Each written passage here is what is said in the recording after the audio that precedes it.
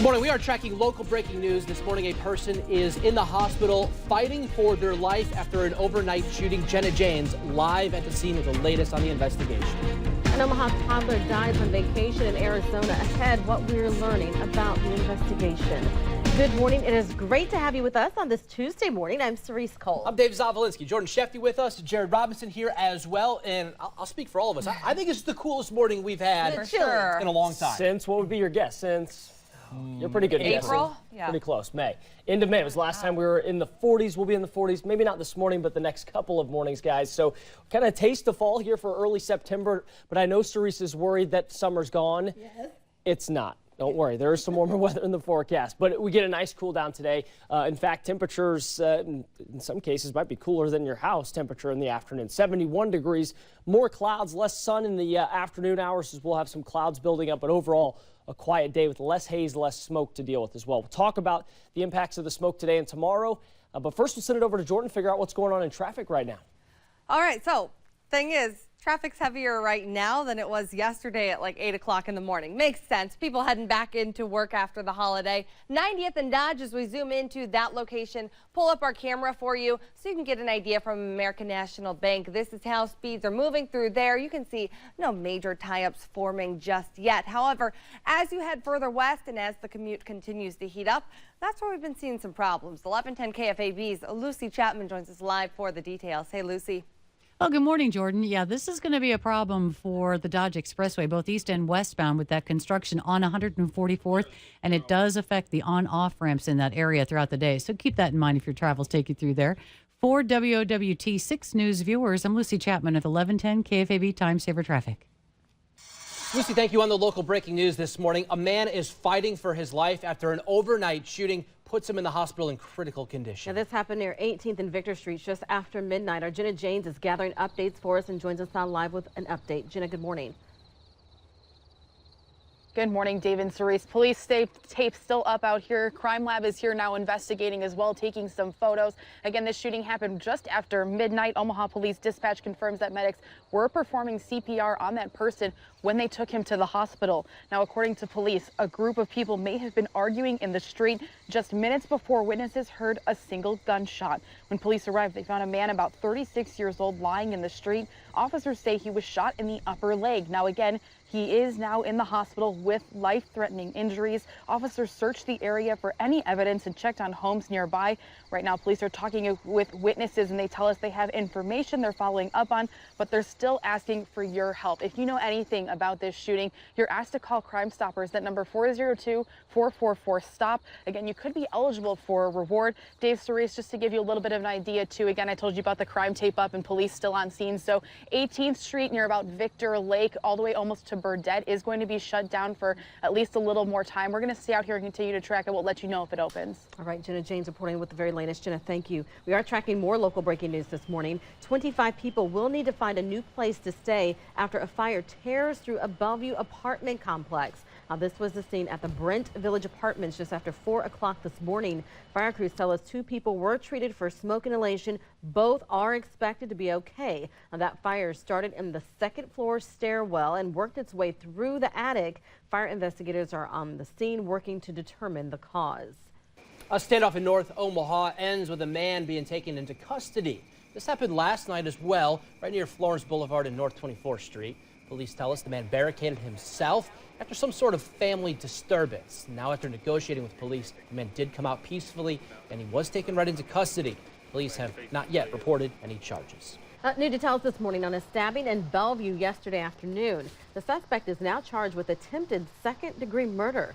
Police say after an argument, 26-year-old Tyrone Hutchinson stabbed Michelle Bruns-Melgar multiple times near Nebraska Drive in Chandler. Bruns-Melgar went to the hospital in critical condition.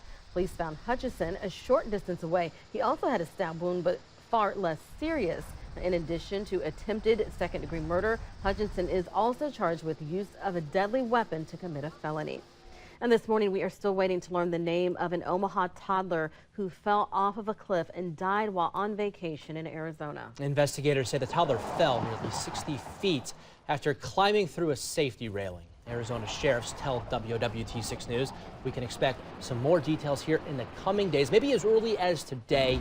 They say it was the Labor Day holiday that was slowing down this entire process. Of course, we'll give you the very latest when we hopefully learn more news today. President Trump is expected to announce his decision on a policy that allows young people who came to the U.S. illegally as children to remain in the country. Two sources have told NBC News the president is leaning toward ending the program known as Deferred Action for Childhood Arrivals, or DACA. However, the end of the Obama-era policy would come with a 6-month delay, possibly giving Congress the window to act on the program. The sources say the decision is not final until it is announced. Approximately 800,000 people are covered under the policy, which President Obama created through an executive order in 2012. Attorney General Jeff Sessions will hold a press conference this morning to discuss the decision.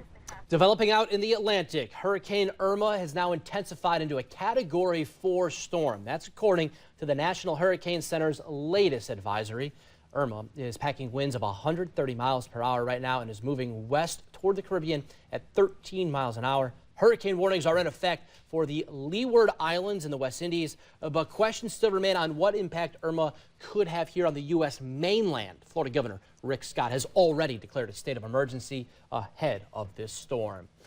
And after more than a week of helping out in Houston, Nebraska Task Force 1 is now finally coming home. Now, the task force has assisted in more than 1,500 rescues. The crew left Texas yesterday morning and should be back sometime tonight.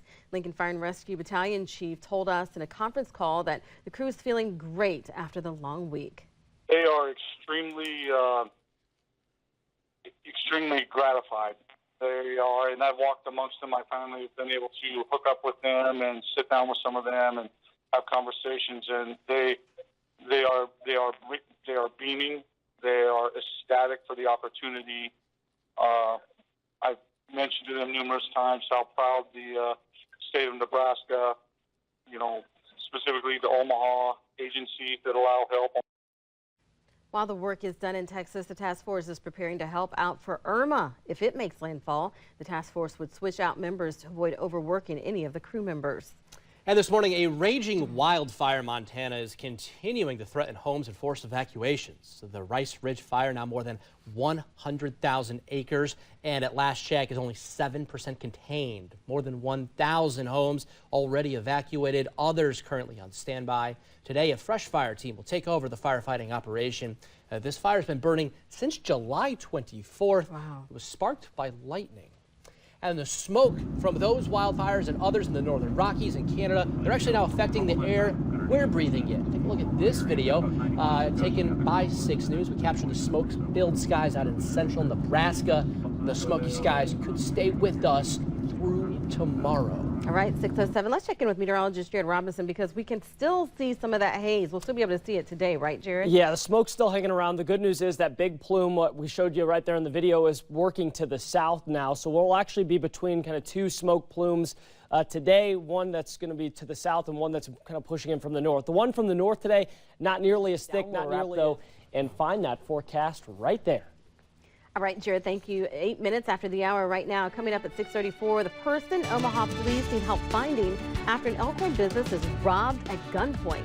And we are following the local breaking news this morning. A very nasty crash in North Omaha sends a driver to the hospital. After the break, we'll give you the latest on their condition.